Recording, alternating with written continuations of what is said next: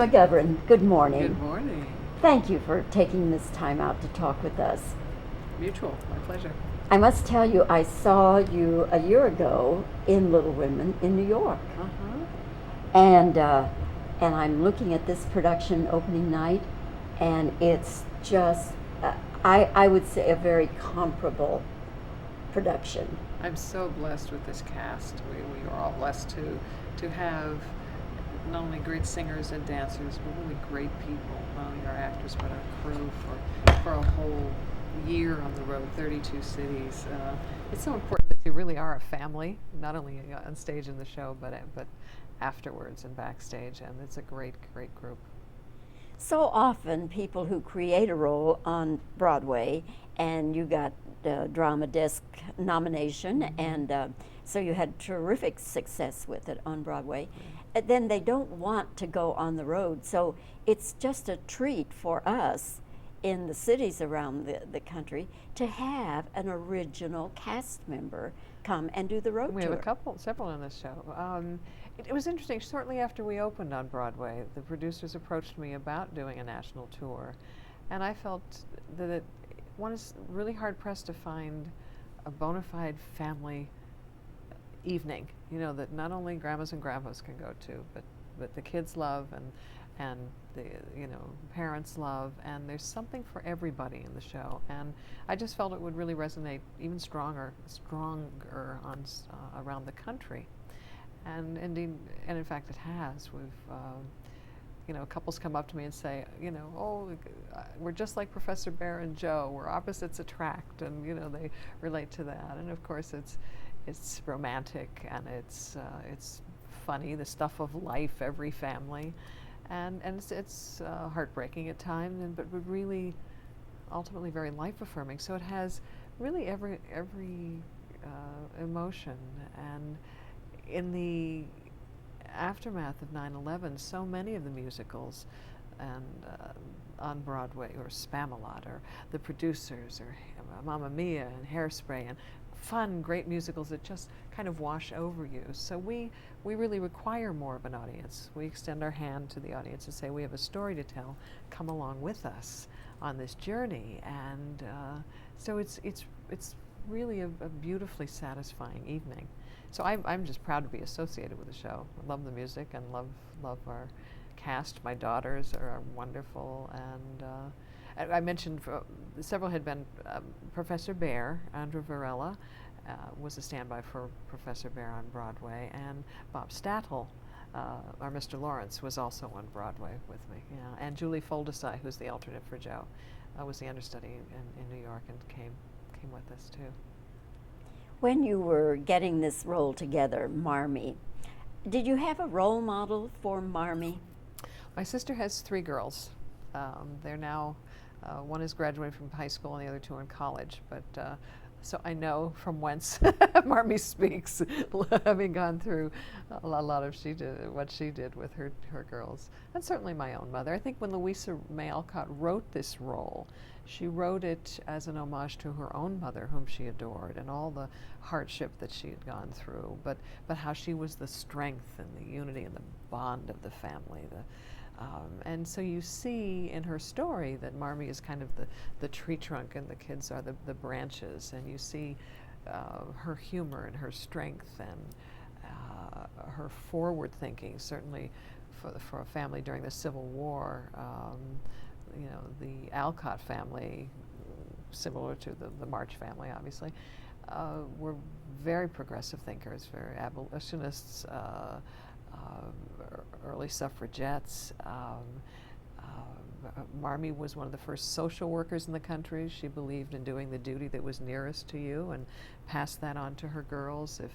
Though they had precious little money, she would give the clothes off her back or share the food on their table with someone less fortunate. And of course the father was a revolutionary person in education, really changed the way education was taught until this day. So they were really fascinating, of course, to grow up with Emerson and Thoreau and Hawthorne right next door. Emerson was Louisa May Alcott's mentor. And so I must say that I made 3 so-called pilgrimages to Orchard House in Concord, Massachusetts, where Louisa lived and actually wrote Little Women. And the last time I went, my stage daughters went with me. Jan Turnquist from Orchard House, they hosted a brunch for all of us and gave us a private tour, and she's a wealth of information of all things Alcott.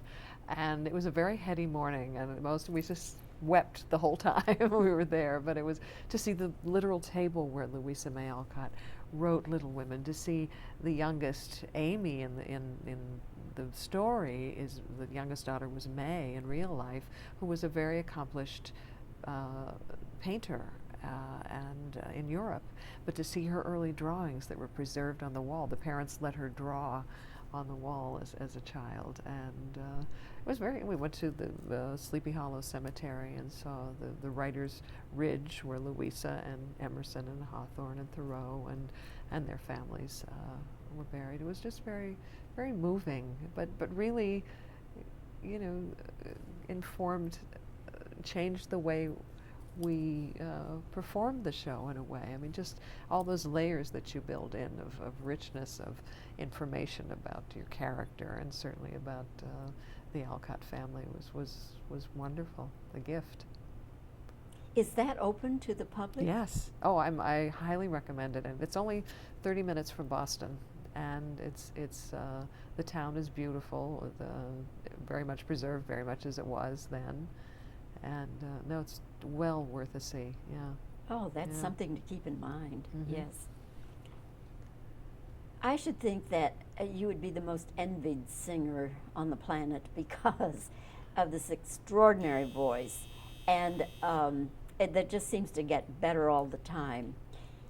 You have done every kind of performance, concerts and clubs, and with symphonies and... well, I've sung with Mel Torme, Placido Domingo, and Sting on Broadway, and hardly gets better than that. It's like, wow, I'm so lucky. Is there anything that you still aspire to do? I love doing it all. I love concerts, recording, certainly theater, and jazz festivals and all different kinds of things. But I think the next, along with doing all of that, and film and TV, along with doing all of that, the next chapter of my life, I started a foundation called the Maureen McGovern Works of Heart Foundation for Music and Healing. And I'm starting a whole collection of life-affirming positive music for patients and caregivers.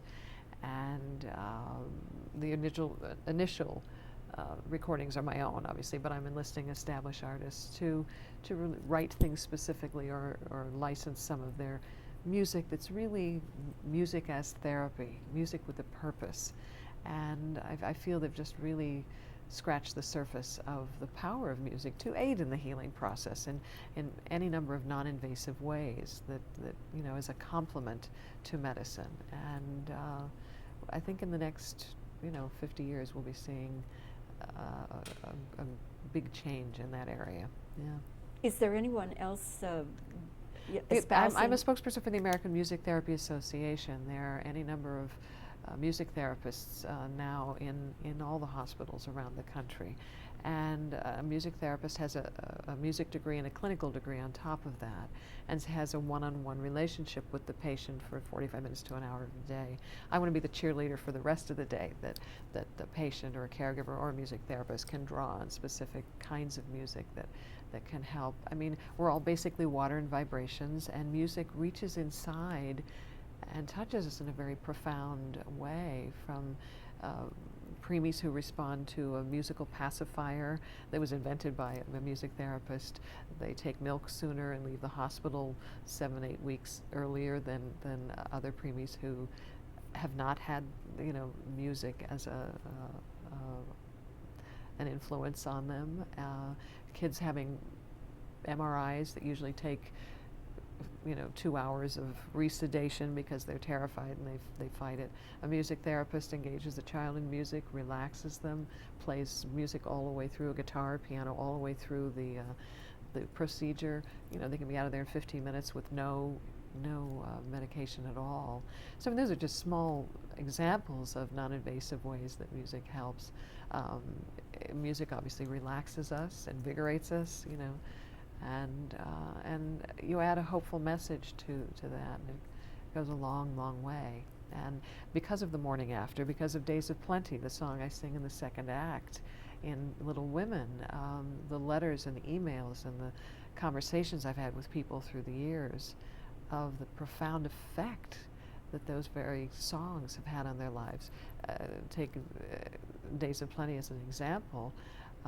It's a song of hope and encouragement that I sing to Jo to go on with her life, be all she can be in honor of the sister she has lost, not to stop her life. And I've had kids come up to me who have lost siblings, or mothers who have lost children, or women who have lost their husbands, and say, I've dealt with grief, and I put it aside, and I've gone on with my life.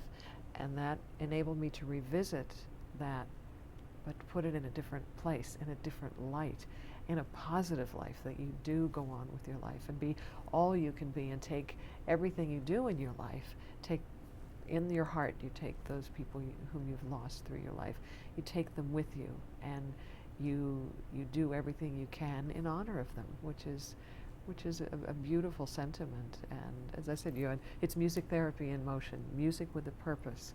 So that's really the next chapter of my life that I really want to Maureen, you're just really an incredible person, not only an incredible talent, but to be able to give so much of yourself on stage as well as off stage. It's wonderful to see you again. Thank you. Congratulations to all of you on this Good to see you beautiful too. production Yeah. of Little Women. Thank you. Now we'll wrap up, and my questions will be framed a little differently. Okay. Are you rolling? Yes, ma'am. Okay. Maureen, who was your role model for Marmie? Well, my sister, obviously, who had 3 children of her own. I've watched her raise them from when they were babies, and all the things that she went through That's raising fine. teenagers. Okay, that's good. Mhm. Okay. For this role, Well, I'd read the book, seen all the movies, and actually made a pilgrimage to Orchard House in Concord, Massachusetts, to the beautiful home of the Alcott family. that's fine.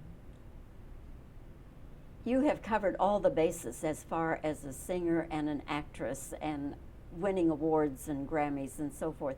Is there anything that you still aspire to do? I've worked with the Muscular Dystrophy Association for a lot of years, and seen how patients and caregivers specifically respond to music, and so I started the Maureen McGovern Works of Heart Foundation for Music and Healing, to not only help patients, but to really restore the caregiver, the unsung hero in Okay, any that's fine. battle. Okay. Yeah. That'll do it. Okay. I, for I guess about 16 years, did